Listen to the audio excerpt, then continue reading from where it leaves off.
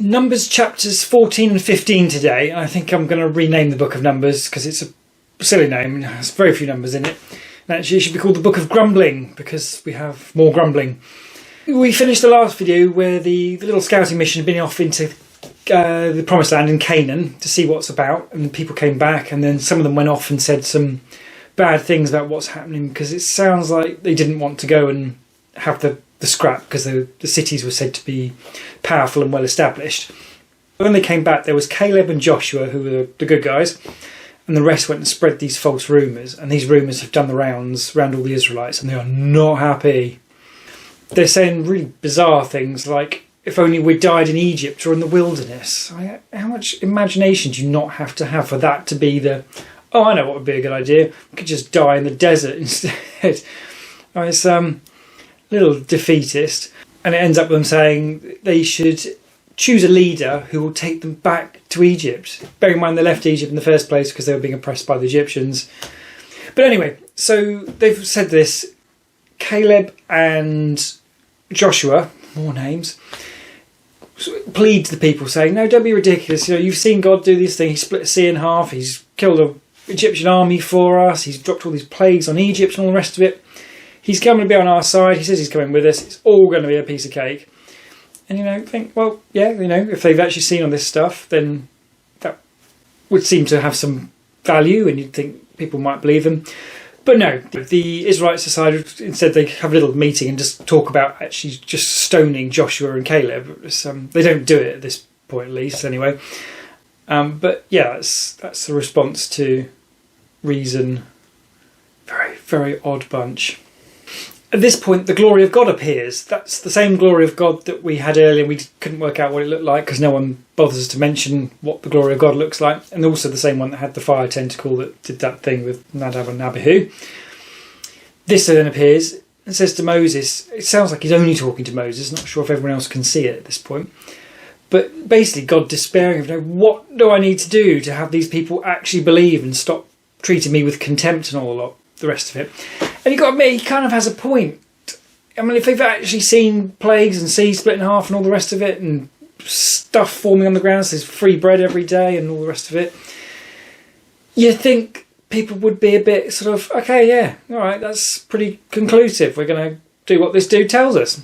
But no. And I guess in that respect, it does beg the question, have these people actually seen all that stuff? Because if they had seen all that stuff, how stupid would they have to be to ignore the guy who did it? And it's, there are stupid people about, obviously, still. And maybe they were more stupid 3,000 years ago.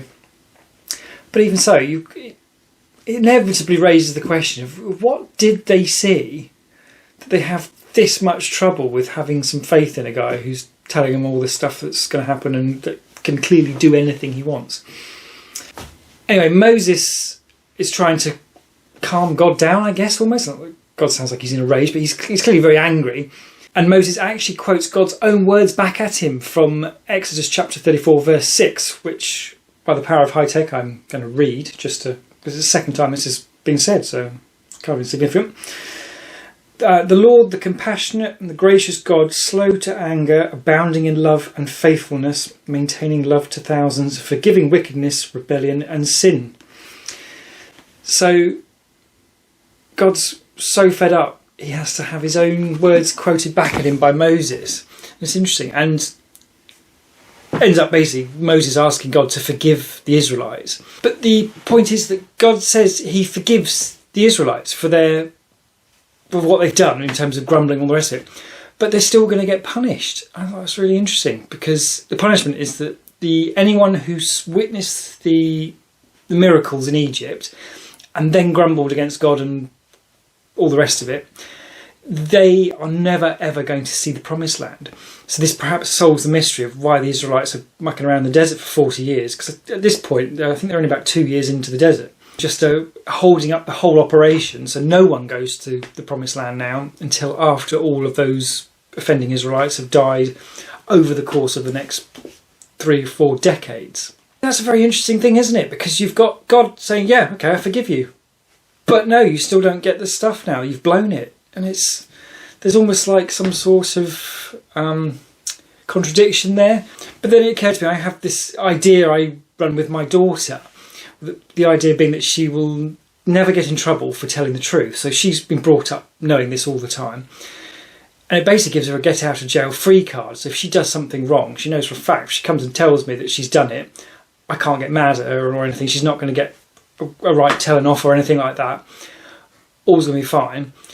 But we do then discuss it, and there is still a consequence. So I guess if thinking in those contexts, that's kind of something similar that I do.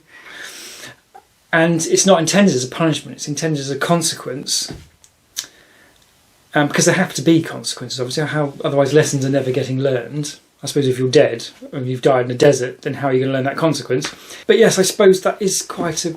Well, to me, that seems like a very parental idea. There's a difference between punishment and consequence. And I guess that's how that's working. So they're still forgiven without having to do anything, oddly. Because actually Moses has just asked them to be forgiven and God has forgiven them. So there's no sacrifices involved and all the rest of it. Just feels like there's something in there. The book of Leviticus, my feeling was that that's basically a book about how to manage a sinful nature and the importance of forgiveness and that sort of thing. So this is obviously carrying that on, and there's clearly a lot more to it than I think there is. But it's a complicated thing. We'll have to see how that works out, that you can be forgiven and still have consequences, but forgiven by being asked by a third party rather than actually doing something to repent and all the rest of it yourself. There's also a part where God specifically says he's not going to punish the descendants of the offending Israelites, the grumblers. And that would seem to conflict with what God has said earlier on. I forget even where it was, but God was saying you do the right thing, you're going to be looked after for 1,000 generations. You get it wrong, you're going to be punished for, 4 or 6 generations? But certainly the next generation down are going to cop it because of your sin. That seems to have gone out the window. These grumbling Israelites are going to die in the desert and never see the promised land. But God does say that their children will still see the promised land. So a bit of a shift in policy there, I guess, as things are moving forward, maybe. We, of course, have to have someone put to death. So the other people in the scouting party went into the promised land, other than Caleb and Joshua. They are all struck down and killed by a plague. I guess that sort of highlights the tricky part in terms of, was this a very specific plague? Did it only affect them, or did 10,000 people get this plague and, 3,000 people died? And happens that among those were all the people who were the grumbly ones. It's all that sort of context is always missing. And it's slightly frustrating to try and work out, but either way, they've ended up dead, and whoever wrote the Bible, presumably still Moses in this part, attributed that death to an act of God. There's the next part where Moses passes on to the Israelites that they are in serious trouble with God this time. That's it. Most of them are not going to see the promised land. They're not happy about this at all. This bunch of people, however large it is, not specified, they decide they're going to go to the promised land by themselves. Moses warns them against this, saying that there are powerful people there and God is not coming with you, so watch out, this is a terrible idea. They say, nah, it's going to be fine. They go anywhere.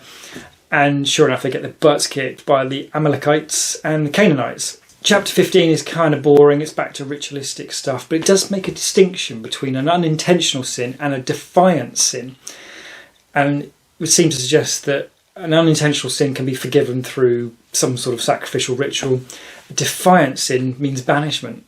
Unless presumably the sin is one of the ones where you have to be killed for it. But it's clearly there's a difference at this stage between being naughty deliberately and being naughty accidentally. And then last but not least, we have a little token gesture, a man who collects wood on the Sabbath, which, as you may recall from previous videos, is punishable by death. And sure enough, God says to the Israelites, this man has to be killed, so they stone him. That's it. There was, 6-7 lines for that little teeny bit, and just a guy collecting wood gets killed by throwing rocks at him. There we go. But yeah, so I thought it was a really interesting section, that, and the next one looks like it's going to get even more lively, so quite look forward to that next one, and some interesting ideas in this one. Again, things that don't necessarily make a huge amount of sense in this limited context. We'll have to see over time. Keep an eye on those ideas. Next video, we've got the even more grumbling, and it all looks like it's kicking off big style.